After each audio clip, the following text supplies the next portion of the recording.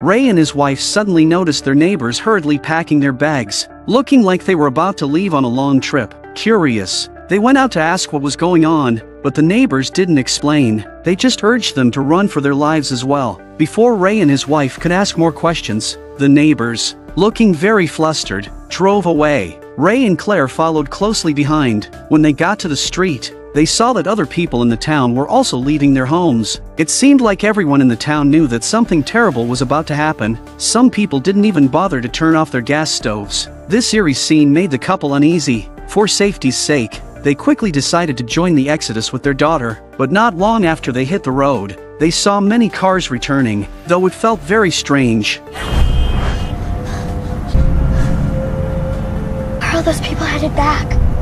They had no choice but to keep driving forward until they reached the town's exit. There, they discovered that the road ahead was completely blocked by the military. A hovering helicopter repeatedly announced that an unknown infectious disease had broken out in the town. No one was allowed to leave and everyone had to stay home in quarantine until the outbreak was completely under control. Ray and his family stood there, bewildered, not knowing what to do next. Why had an epidemic suddenly broken out? Suddenly, a rock fell from the mountain and landed on their car, leaving a huge dent in the hood. They looked up in horror. Was that just an earthquake? To their surprise, the next second, 2 fighter jets roared past, heading straight for the town and the valley below. People gathered around, puzzled as to why the military would send fighter jets for an epidemic quarantine. What came next was a terrifying sight. As they watched their homes consumed by flames, the onlookers were in shock. No one had expected the military to plan on wiping out the entire town to control the virus. Before the crowd could recover from the shock, they saw the fighter jets turning towards them, causing everyone to scatter in fear. Amid the chaos, Claire spotted a water tower in the distance. She remembered it was near an elementary school and had a shelter, so they ran towards it. Just as they reached halfway up the hill, the fighter jets bombed the place where they had just been. Seeing this, Ray and his family didn't dare stop for a moment and ran frantically until they reached the shelter's entrance, but the fighter jets seemed to have spotted them. Luckily, just before the bombs were dropped, Ray and his family made it into the shelter unharmed.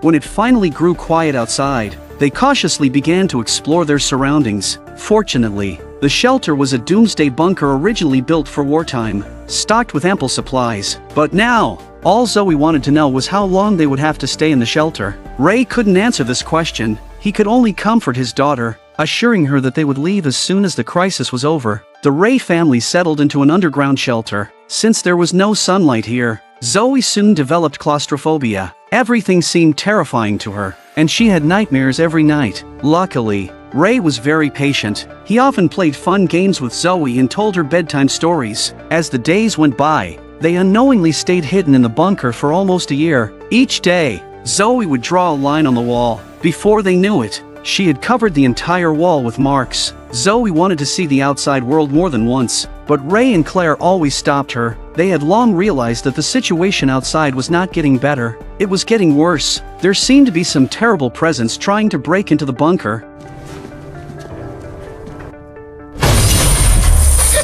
Her parents told Zoe that the virus had turned people outside into monsters, and they might be the only survivors left in the world. To ensure their safety, they reinforced the steel door and established 4 doomsday survival rules that could not be broken. 1. Never be loud. 2. Never lose control. 3. Never open the door. 4. Never talk about the breathers. But even with these precautions, Zoe's longing for freedom remained unchanged. To discourage Zoe from going out, Claire took out her periscope so she could see for herself what the outside world had become. Zoe was shocked to see nothing but desolate ruins and no signs of life. After witnessing the devastated outside world, Zoe never mentioned wanting to go out again, but soon, they faced a new problem. Because the food in the bunker was very monotonous, consisting mainly of various preserved canned goods, their supplies were running dangerously low after nearly a year. After eating canned soybeans for several days in a row, Zoe wanted to try the canned peaches today. To her surprise, when she opened the can, the peaches were nowhere to be found. A hole on the side of the can made it clear that their bunker had been visited by mice. A bad feeling washed over them,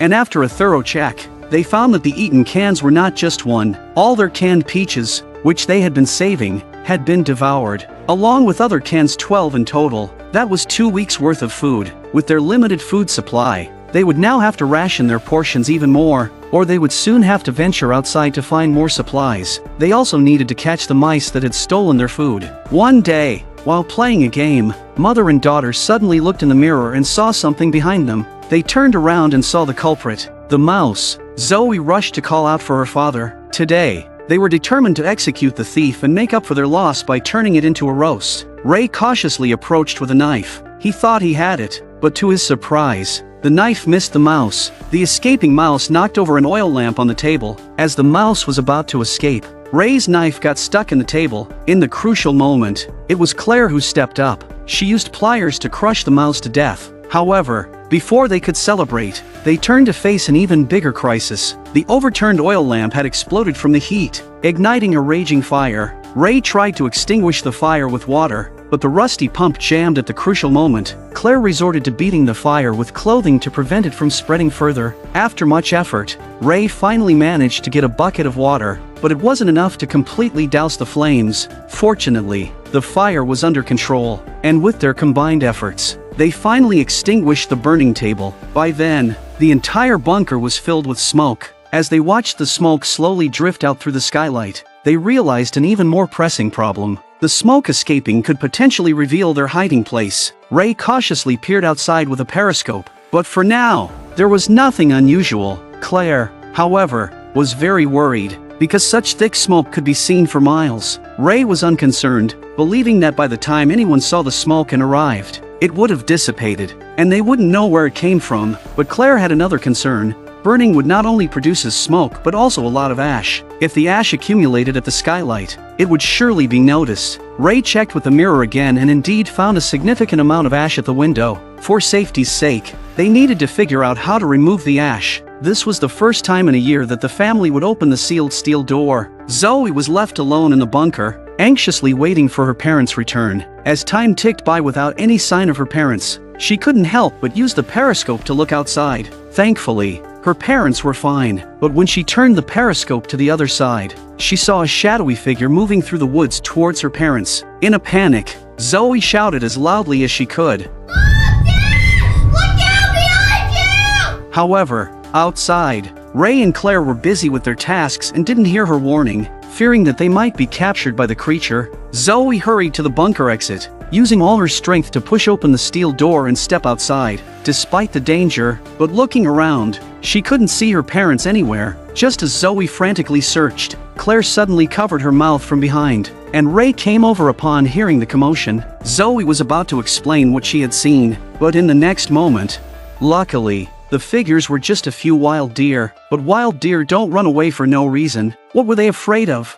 Claire sensed danger and the family quickly ran back to the bunker. As Ray closed the door, he thought he saw something and hurriedly locked the steel door with an iron chain. They thought they hadn't been seen, but footsteps sounded above their heads. Zoe, being young, couldn't hold back her tears in the tense atmosphere. Ray comforted Zoe, telling her to close her eyes while he told her a story. Just as Zoe calmed down, they realized the creature hadn't left and seemed to be searching for an entrance. They didn't dare make a sound. Watching the creature's heavy footsteps approach the entrance, their hearts were in their throats. The worst happened. The creature tried to open the steel door. Luckily, it didn't persist for long and seemed to give up. Just as her parents breathed a sigh of relief, they turned and saw a horrifying sight. The daughter's toy doll was accidentally hung on the water pipe. If the pull ring of the toy is released, the doll will automatically start singing,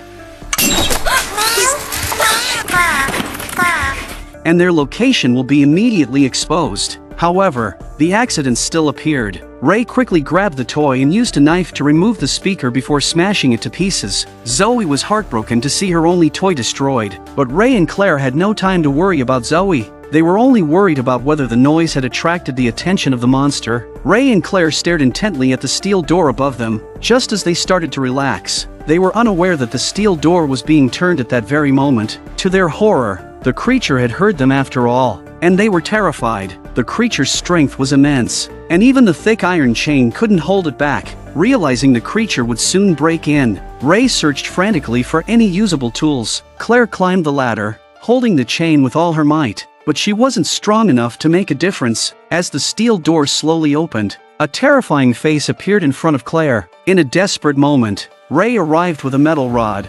Thrusting it repeatedly at the creature, Claire took the opportunity to close the steel door again, and Ray secured it tightly with the pipe. The immediate crisis was averted, but their bunker's location was now exposed and no longer safe. Since creatures often traveled in packs, a large group would likely attack soon. Sure enough, it wasn't long before they were horrified to feel the ground start to shake violently, signaling the arrival of more creatures. With nowhere to run, the family had to think of a way to defend themselves. This time, the steel door was breached in an instant. They looked up in terror to see several pairs of terrifying eyes staring at them. They quickly ran inside, but when they turned around, they found that the monster had already entered the bunker. Claire grabbed the oil lamp and smashed it on the ground. Then, they pushed the shelves over to block the creature's path, but this wouldn't hold for long. They needed to escape the bunker. Their only way out now was the skylight. In a rush, Ray used a stick to break the wooden boards covering the window, then helped his wife and daughter out.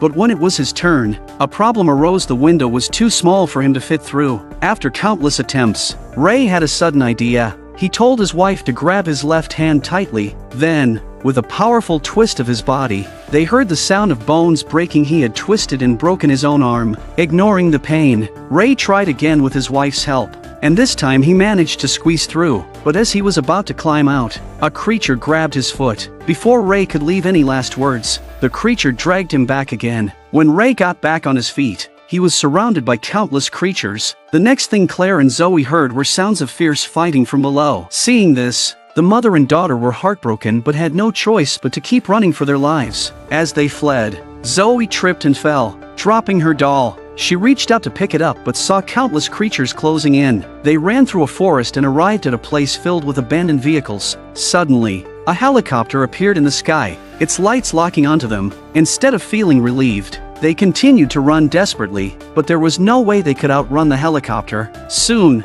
a large net was thrown over them, capturing them tightly. At that moment, the so-called monsters finally revealed themselves. Unexpectedly, it was just a fully armed human squad. At this moment, the plot takes a dramatic turn. It turns out the real monsters were actually the family of three. At the beginning of the movie, the people in the town had been infected with an unknown virus that turned them into monsters when they lost control of their emotions. To prevent the spread of the virus, the military bombed the town. When they first entered the bunker to hide, Claire noticed something abnormal about her body. She also understood why they were being hunted. In the end, they couldn't escape their fate. The soldiers immediately drew blood from their bodies with syringes. Their blood was black, indicating that they were all infected, which meant certain death. Despite Claire and Zoe's desperate pleas, the soldiers remained unmoved. With a command from the captain, the soldiers raised their weapons. In their desperate situation, Claire and Zoe began showing signs of mutation, but in the next moment, Ray, now fully mutated, suddenly appeared, taking down a soldier in an instant. It turned out that when Ray was dragged down in the bunker, he had transformed into a monster and fought back, killing his attackers. The others quickly opened fire when they saw this, but in close quarters, the monster was faster, quickly taking out several soldiers. However, even a powerful monster couldn't withstand a barrage of bullets. As Ray lay on the ground convulsing, the soldiers cautiously approached to check. When they turn around, they realize that Claire and Zoe have disappeared. As they searched, they were unaware that danger was closing in. Claire, driven to the brink by her husband's death, lost control and mutated into a monster, launching a surprise attack on the soldiers. However, after taking down a few soldiers, Claire also fell under the hail of bullets. Her monster features are slowly disappearing. As Claire was about to be killed, Zoe went completely berserk, transforming into a small monster. Zoe pounced on the last soldier, pinning him to the ground and attacking ferociously. If Claire hadn't stopped him in time, the soldier would have been dead too. Claire just doesn't want her daughter to become a murderer at a young age. But Zoe, now out of her mind, even attacked Claire. Thankfully, with Claire's constant soothing, Zoe finally calmed down and gradually returned to normal. Unfortunately, Ray succumbed to his severe injuries and left them forever. As a support helicopter arrived overhead, Claire had no choice but to take her daughter and hide in a nearby sewer. To their surprise, they encountered their neighbor Joey there. Led by Joey, they reached another bunker. Inside, they found not only the neighbor's family but also other infected townspeople. With no other choice, they hid in the bunker, unsure of when they would see daylight again.